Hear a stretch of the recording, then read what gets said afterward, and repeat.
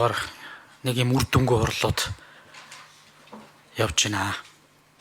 Энэ дээрээс нэг шийдээд асуудлыг яг ингэж шийдэх юм гээд анхаарат байгаа зүйл ерөөсөө алга.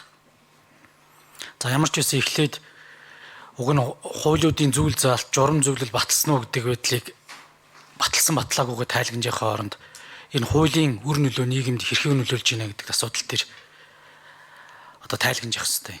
Сангийн яамнаас асууя. Төрийн эмнэлтийн хууль ер нь зорилго ач холбогдолтой хүрсэн үү? Анхны хуулийн төслийг боловсруулж явах тэр үзэл баримталтай одоо яг нийцж явж гин үү? Энийг нэг хэлээч. Тендерийн хууль одоо хин найруулах юм бүү мэд. Энэ тендер худалдаа авалтын хууль чи өөрөө Монгол Улсын төсвийг 6 сарын настай болгочиход байгаа шүү. Наа төрийн эмнэлтийн хууль ирж. Бид энд улсын хурал төсөв батлаад хууль батлаад хөрөнгө оруулалтуудыг баталж яхад төрийн эмнэлтийн хууль болон тендерийн хуулиараа 5 сарын 31-нд бүх хөрөнгийг хурааг авчиж байгаа байхгүй.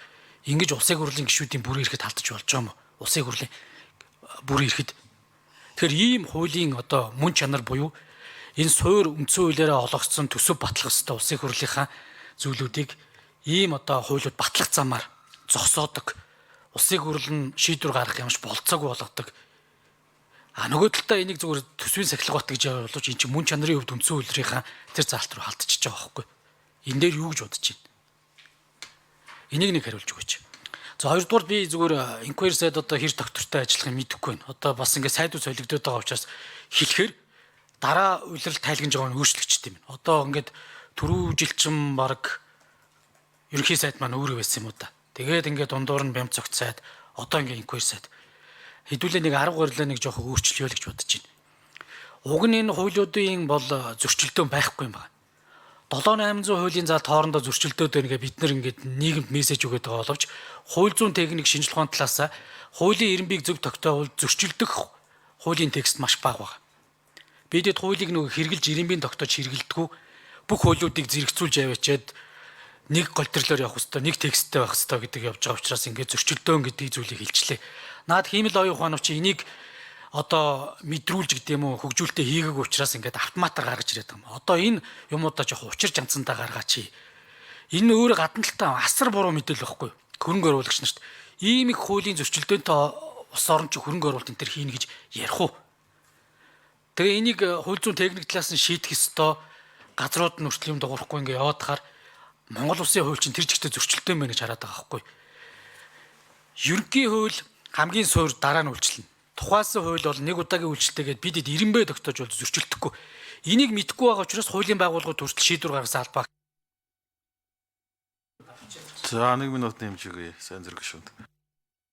Хуулийн ирэмбийг зөв ойлгохгүй байгаа учраас энэ хуулийн байгуулагчийн өртөл шийдвэр гаргасан албаагчдыг энэ хуулийг барьсангүй гэж шийдэж болж байна. Эсвэл энэ хуулиар нь явахаар энэ хуулийг дагаж мөрдлөө гэж хийчихэж байгаа байхгүй. Ирэмбийг зөв тогтоож чадвал ер нь маш олон зүйлүүд цэгцэрнэ шүү энэ төрд. Шийдвэр гаргахаас одоо болгоомжлох энэ байдлууд цэгцэрнэ. Шийдвэр гаргалаа гэд хин нэг буруутгадаг хилэмгдүүлдэг байдал цэгцэрнэ. Төрийн үйл ажиллагаа шуурхаа явна. Тэгээ нийтлэг байдлаараа энэ асуудлыг бид ойлгохгүй ингээд одоо бөөнөрөө 7-800 зөрчилтөө энэ төр гээд энийг AI-аар хийчлээгээд би тэр AI-ийн програм үзсэн. Ямар ч хуулийн мэдлэггүй хүмүүс хөгжүүлэлт хийгээд тэгээ энэ асуудлыг хийсэн чи дахиж хөгжүүлэлтийг нэмж хийе гэж сууж байгаа байхгүй. Тэр чинь бат solution. Уулцсан шүү дээ. Тэгээ бид ийм зүйлүүдийг ингээд статистик болгоод энэ тэнд яриад одоо ингээд Монгол Улсын эрх зүйн тогтолцоогоо ингээд бүр сөөрүүлж байгаа байхгүй. Тэгээ яаж ажиллах ёстой юм бол тоо. За хэн хариулах вэ? Сангийн. Эндрийн микрофонд очиж хариулах. За эндрийн микрофоныг өгье. За сангийн төсвийн бодлого төлтийн газрын дарга санжаадурч сайн зориг гишүүний асуултанд хариулъя. За төрийн эмнэлтийн тухай хууль бол 22 оны 4 сарын 29-нд батлагдсан нийт 22 зүйл заалцтай. За үүнээс 2 дугаар бүлэг дээр байгаа 11 зүйл нь бол яг хэмнэлттэй холбоотой асуудал байгаа. За бусд нь бол эрх хэмжээ, хамрах хүрээ, агуулга, за тэгээ хяналттай байх асуудлыг бол заасан байгаа. За 11 зүйл нь бол ихэнх нь бол төсөв боловсруулах, за батлагтай холбоотой ийм одоо зохицуултыг тусгасан байгаа. За ер нь бол яг төсвийн харилцаа маань төсвийн доктортой байдлын тухай, төсвийн тухай хууль, за тэгээд мэдээж хэрэг энэ яг процессын юм болж явж байгаа. За манад бол одоо сангийн яамны хувьд бол энэ хэрэгтэй хууль гэж харж байгаа. За хууль тогтоомжийн тухай хуулиар бол одоо хуульд угаасаа нөгөө дүн шинжилгээ хийх хугацаа маань өрөөсөө дүгж байгаа. Тэгэхээр энэ хууль маань цаашид хэрэгтэй өгүүдээр бас дүгнэлтэнд гарсны дараа бол бид энэ хуулийг яах вэ гэдэг асуудлыг ярих бах. Тухайлан түрүүний ярьсан 5 сарын 31-ний асуудлаар одоо хөрөнгө оруулалтыг зогсоож байгаа асуудал дээр бол бид бол яг хуулийн зөрчил талаас нь хариулах боломжгүй.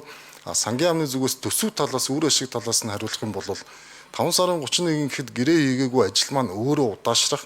За удаашрж байгаа ажил маань өөрөө цаг хугацаанд ашиглалтанд орохгүйгээс болоод нийгмийн үр өгөөж нь буурах, төсвийн үр өгөөж нь буурах. За хамгийн одоо бас зовлонтой нэг зүйл байдаг маань бол төсөв төртөг маань нэмэгдэх юм нэг өрнөлөөтэй байгаа гэдэг. За төсөв төртөг нэмэгдэхлээр яадаг гэхээр одоогийн явж байгаа систем маань бол төрийн аудитын байгууллагаар бид нар төсөв төртгөө шинжилүүлээд за ингээд улсыг бол төсөв төртгийн нэмэгдлийг оруулж ирдэг. Энэ хооронд тухайн хувийн компани маань бас өөрөө бас хохирох ийм зүйлүүд байгаад байдаг. Нөгөө талдаа уул нь хөрөнгө оруулалт маань өөрөө бэлтгэлээ хангагдсан байх хэвээр, газартай байх хэвээр, тэзүүтэй байх хэвээр бүх бэлтгэлээ хангагдсан байж зарлж төсөвдөр тавих төстэй байтал энэ маань өөрөө бас яг тийм одоо төгс байдлаар бол хэрэгжиж чадахгүй байгаас бол энэ залт бол тухайн үед орж ирсэн юм залт байгаа.